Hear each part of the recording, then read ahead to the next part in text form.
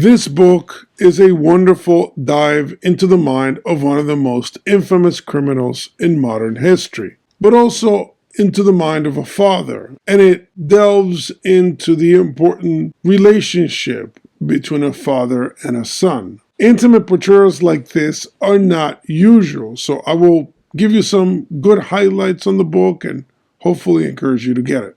So stay tuned.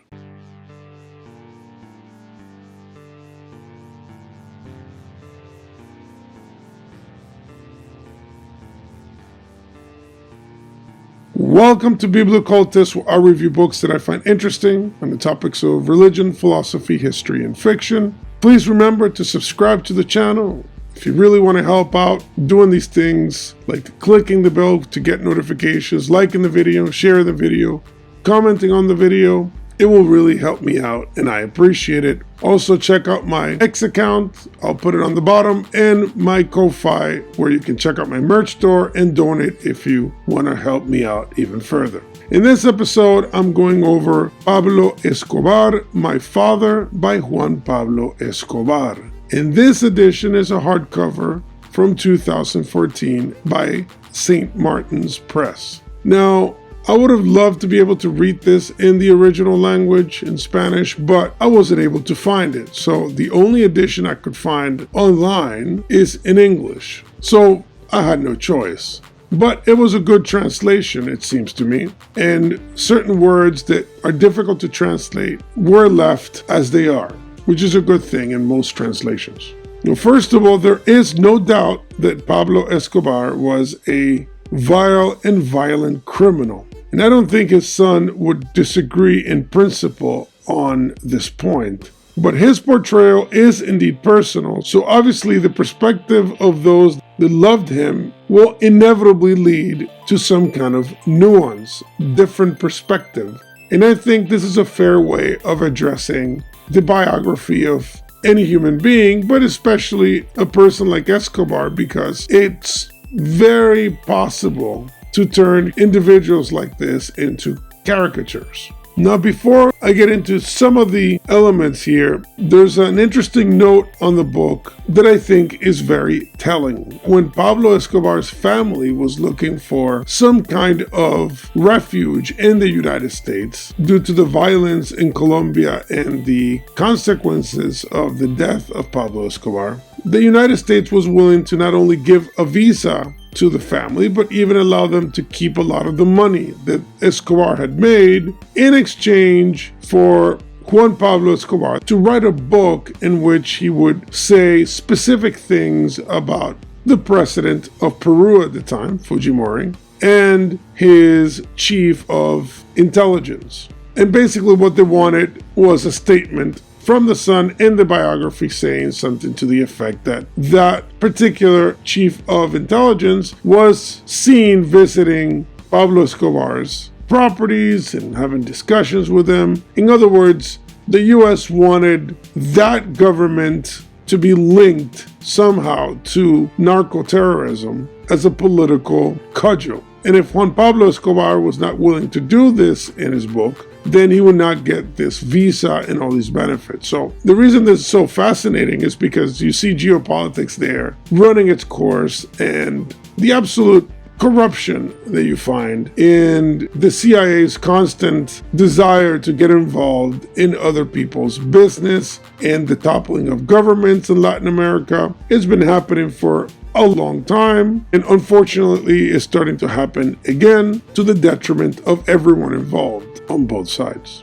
So I thought that was a fascinating point that should be mentioned. When it comes to Pablo Escobar himself, he did start pretty much as a petty criminal, but once he entered the cocaine business, obviously everything changed. And it gives you a lot of the details of how he began, a lot of his family history, which is indeed relevant, and his meteoric rise into one of the richest men on earth. Of course, the cocaine business is still profitable for a lot of criminals, but to me, the most important thing that has to be noted is that the consumers are a problem. The United States is one of the highest consumers of all these particular drugs, and there doesn't seem to be much of a governmental interest in curtailing its consumption. So it becomes quite a magnet if you have millions and millions of people involved in this business from the consumer point of view without actually getting suppliers. So it's pretty obvious that the war on drugs, whatever that means, didn't work out. But I think even to this day, the consumer nation bears a responsibility for the consequences of all these narco wars. Now, I agree with Escobar's son, the author, that his father's main mistake was entering politics. Because as long as he kept on the illegal trade and on drug trafficking and figuring out ways of moving his merchandise, he was actually quite popular. He could travel the world and pretty much had it made. But the moment he decided to get involved in the dirty business of politics, then I don't think Escobar realized that world is a lot more dangerous, because the people that run in that world are actually even worse than mafia bosses. And to top it all, they have the police power, they have the state, the machinery of espionage, etc. So you can be as rich as you want and you can have as many guns as you want, but once you mess with the real mobsters that run this world, things are not going to go good for you. Now, I do want to point out that I do believe that Pablo Escobar wanted to genuinely help the poor, because he seems to have spoken about it since he was very young. And he spent plenty of his money on trying to build housing and build schools and things of this nature, and without a lot of the incentives that modern politicians and celebrities have tax-wise. I mean, most of the people that you see today doing all these charity events are getting a huge benefit for doing so. But in this case, he wanted to actually help these communities, and of course he would get some benefit from the social standing of doing it, but I do think that it was genuine. But a lot of this got derailed again because of his obsession with politics, in particular his disdain for the laws of extradition, because he felt that it was humiliating for a country to submit to another country's legal whims and to allow another country to apply their particular laws to his country. Because that's really, at the end of the day, what's happening in an extradition law. You're basically saying, well, country A has a law against crime X. I will relinquish my jurisdiction and extradite my own citizen to your country so you can prosecute him. Now, there's a lot of nuances there, but my point is, I can understand what's the critique. It is clearly an act of relinquishing a certain level of sovereignty. Of course, in the case of Escobar, he also didn't want to be moved into an environment that was less prone to be influenced by him. It's not that it is not prone to be influenced by corruption or anything like that, but it is less flexible to him in particular because it's not his country. I get it. Of course, he was also getting a lot of public exposure, which is never good for a criminal. The author of this book notes that there was a survey in the mid-80s that found that Pope John Paul II,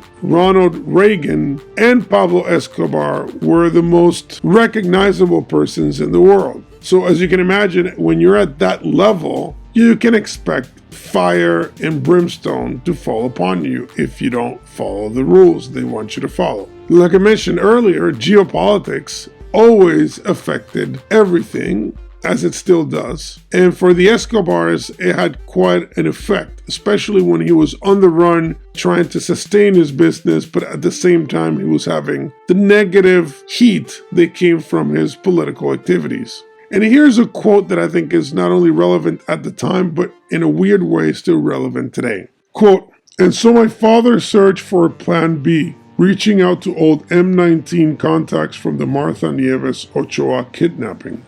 My father knew that the guerrilla group and the new Sandinista regime in Nicaragua were politically and ideologically aligned. And so he asked M19 to inquire about the possibility of moving to Nicaragua. Within days, he received a message from the M19. Some members of the Nicaraguan junta were willing to offer refuge to him and the other couples and their families in exchange for economic aid, which they needed due to a U.S. economic embargo. The agreement included permission to use Nicaraguan territory as a platform for continuing the cocaine trade. I remember my father commented that Daniel Ortega, then a candidate for president of Nicaragua for the Sandinista National Liberation Front, had dispatched a number of officials to help settle the narcos in Managua, the capital. Now, of course, in that quote, there's a lot of controversy because Daniel Ortega still runs Nicaragua. So obviously, this is a serious accusation. But I think it also speaks of something else, which is this weird marriage that you will see in the book between the left and the right in Colombia, utilizing narco money to be able to finance their activities against each other. And to me, that's a fascinating development because, as you can imagine, if you are a guerrilla or a contra-revolutionary group and you need financing, the richest people are going to be these narcos. So why not go to them and ask for some kind of assistance? But then, of course, the consequences of this are pretty huge, as you can imagine. Now, the only reason the Sandinistas were willing to consider this, if we accept the author's claim, is because the U.S. regime is imposing an illegal blockade on an actual country. So this then creates these distortions in reality in which you now have enemies of my enemy are now friends because we're not allowed to actually have a normal running situation. This happened also with Cuba because the author mentions the famous general from Cuba that collaborated with the Medellín Cartel to move cocaine around, stopping in Cuba. Now, it is a famous, well-known event because when Fidel Castro found out it was one of his top generals, he put him in a public trial and then had him executed for treason. And it's a famous story because it was a close friend to Fidel, and Fidel cried publicly about the issue, etc. And irrespective of how you feel about this, whether or not the upper echelons of the government knew or not, this author doesn't go into it, so I won't go into it. The only government that he directly points a finger to would be the government of Panama at the time with Noriega and the government in Nicaragua. But of course, he's very cautious in saying there's a lot of political maneuvering here because of the situation of the time. So there has to be some nuance there as well. Now, Escobar's reign of terror in Colombia impressed me the most. The amount of kidnappings and murders and indiscriminate bombings, not only him and his organization, but his rivals trying to kill him, is really quite astonishing. I mean, I can imagine that happening in any other country and it would collapse because the amount of violence and insane amounts of terrorism is beyond comprehension. So again, he was a very negative and dark force in Colombian history, even though he's somewhat liked because he becomes almost like a Robin Hood figure. But it's interesting that the author tells an anecdote in which he confronts his own father as a young man, asking him why is he killing indiscriminately and why is he doing this? And the answer that Escobar gives to me is fascinating from a philosophical and theological point of view. So let me give you two quotes that address this. The first one is Juan Pablo Escobar talking to his father, and then his father answers, quote, "Look, my love, and look, son, a few innocent people may have died, but I also killed a lot of people who have been responsible for targeted assassinations in the city. War is war, and some people are going to die. A person's fate is already written, whether for joy or for suffering." And the second quote is, again, Escobar speaking to his son, "Don't forget, the first victims of so-called narco-terrorism in Colombia were your mother, your little sister, and you when they bombed the Monaco building. I didn't invent this. I am using the same weapon they used to try to destroy what I love most, which is all of you. Do you think you and your little sister weren't innocent children when they set off that bomb? How would you rather I wage war against a government that's just as terroristic as me, if not more so? What should I do to fight a corrupt police force and government that are allied with Los Pepes? Haven't you noticed that I'm the only narco they're going after? At least I chose to be a bandit, and that's what I am. Not like them who wear a uniform by day and then put on their hoods at night. So obviously a lot of self-justification. It's normal, but of course it is the same type of self-justification that governments use when they kill innocents. So there's a similitude there, but I found interesting the existential fatalism involved here, because his argument is more of predestination, which doesn't fit his Catholic upbringing. But then again, he was not that great of a Catholic based on everything we know. But it's still interesting that he's using fate as an excuse to justify a lot of his actions. If some innocent dies, well, God put him there and that's why he's dying. It's a highly immoral way of addressing bad behavior, but it's still an interesting point of view. Of course, he's also arguing that the government and the police are also terroristic and they do evil things. And that pretty much may be true, but again, human beings have an inclination to justify their own evil by just pointing the finger at another person who's doing the same or worse. But who is he to wage war? Is he actually fighting a political battle, or is he fighting a battle for his business of trafficking drugs? And I think that weird gray line is the problem, that once he crossed that border into the world of politics, he sees himself as some kind of revolutionary when he's just a drug peddler. And psychologically, that's interesting.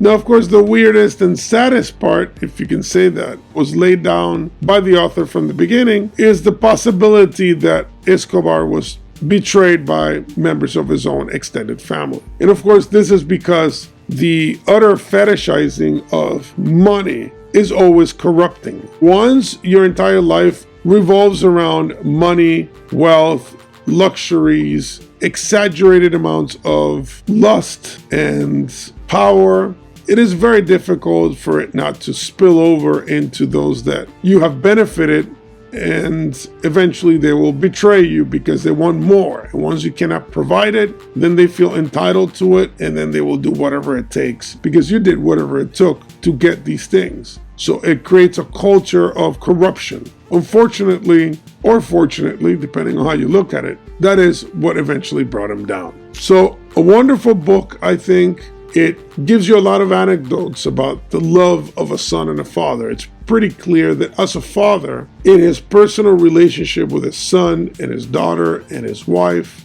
to a certain extent, he was actually a good family man with his obvious faults. I mean, after all, he is a cartel boss. But it is actually very sweet to contend with a son that has to both accept the legacy of his father as a horrible thing and at the same time still express love for him as his father. That dichotomy is beautiful in a way. And there's a quote that he writes at the end of the book that I think it should be understood. And it reads, "To my father who showed me what path not to take."